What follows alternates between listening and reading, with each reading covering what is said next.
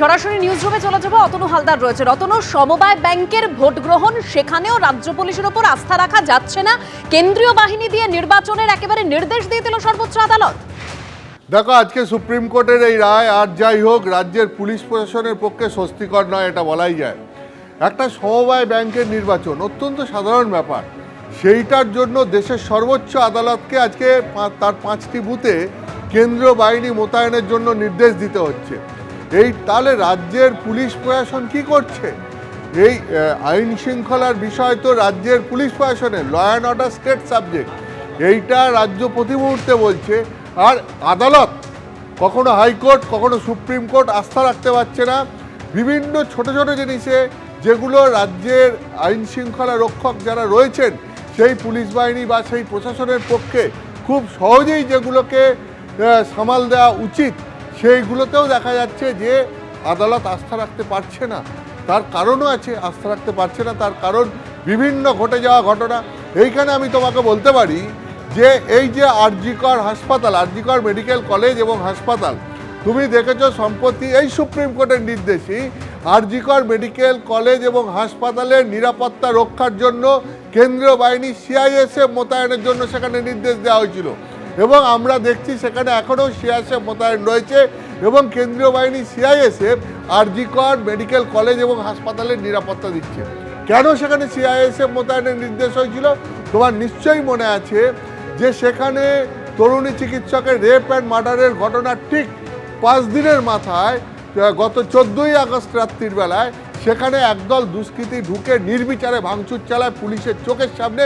Police সেই ভাঙচুর আটকাতে পারেনি এবং তারপরই সুপ্রিম কোর্ট সেখানকার নিরাপত্তা ফিরিয়ে নিয়ে আসার জন্য এবং সেখানকার মানুষ এবং স্বাস্থ্যকর্মীরা যাতে আশ্বস্ত নিরাপত্তার ব্যাপারে, সেই কারণে সুপ্রিম কোর্ট সেখানে কেন্দ্রীয় বাহিনী মোতায়েন করার নির্দেশ দিয়েছিল, যেটা খুব স্বাভাবিকভাবেই বলা যায় রাজ্যের পুলিশ প্রশাসনের পক্ষে অত্যন্ত অস্বস্তিকর। তার কারণ যে রাজ্যের পুলিশ প্রশাসন একটা হাসপাতালে নিরাপত্তা দিতে পারবে না, তখন সেই প্রশ্ন উঠেছিল। আর আজকে সুপ্রিম কোর্টের এই নির্দেশের পর এই প্রশ্ন উঠল যে একটা সমবায় ব্যাংকের নির্বাচন, সেইটা সামাল দিতে পারবে না রাজ্যের পুলিশ প্রশাসন, সেই ভরসাও রাখা যাচ্ছে না তাদের ওপর। অর্থাৎ সেই প্রশ্নটা আবার উঠছে, একদম সুপ্রিম কোর্টকে নির্দেশ দিতে হচ্ছে একটা সমবায় ব্যাংকে নির্বাচনের জন্য 5টা বুথে সেখানে কেন্দ্রীয় বাহিনী মোতায়েন করার জন্য। এবার আমি যদি বলি তোমাকে যে 2013 সাল 2023 সাল তোমার নিশ্চয়ই মনে আছে যে রাজ্যের পুলিশ প্রশাসনের ওপর এই অনাস্থা কিন্তু এটা এই বছরের ঘটনা নয়, এটা তুমি যদি দেখো গত 10-11 বছর ধরে এইরকম উদাহরণ বারবার আসছে, যেখানে রাজ্যের পুলিশ প্রশাসনকে ধাক্কা খেতে হচ্ছে সুপ্রিম কোর্টে বা কখনো হাইকোর্টে গিয়ে, তাদের ওপর পুরো আস্থা আদালত রাখতে পারছে না। 2013 সালে তোমার নিশ্চয়ই মনে আছে, তখন রাজ্য নির্বাচন কমিশনার ছিলেন মীরা পাণ্ডে। 2013 সালের পঞ্চায়েত ভোটে কেন্দ্রীয় বাহিনী আনার জন্য মীরা পাণ্ডে তিনি নিজে হাইকোর্টের দ্বারস্থ হয়েছিলেন।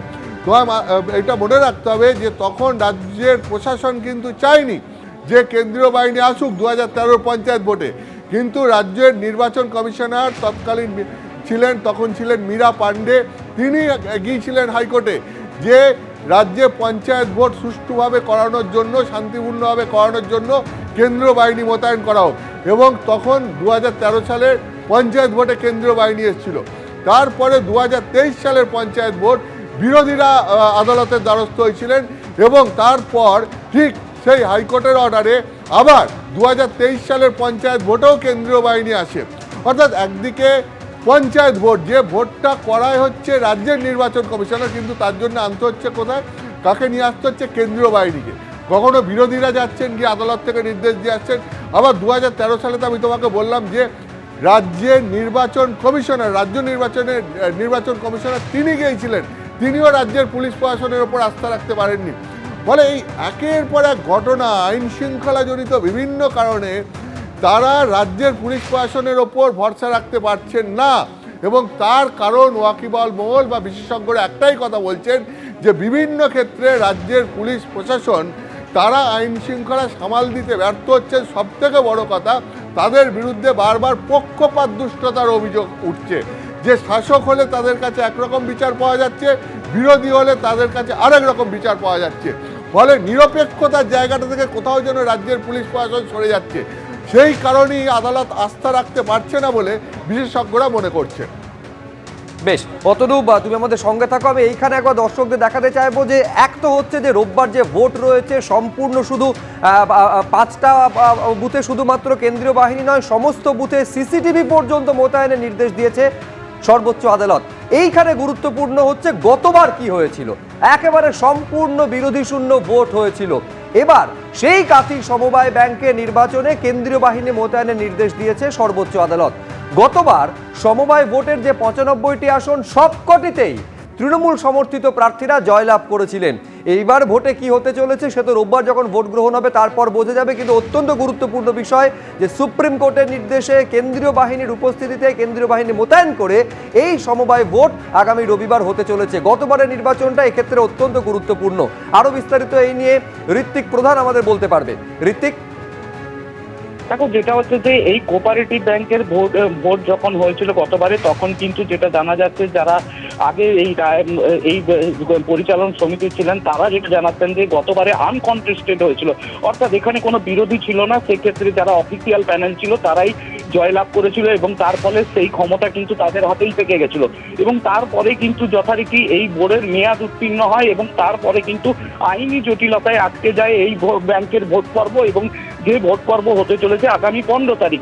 এবং তাকে নিয়েও কিন্তু রীতিমতন এই মুহূর্তে শোরগোল রয়েছে, কারণ এখানে যদিও সরাসরিভাবে কোনো রাজনৈতিক দল যুক্ত থাকে না, তবুও কিন্তু দুপক্ষেরই কিন্তু দুটো প্যানেল জমা পড়ে।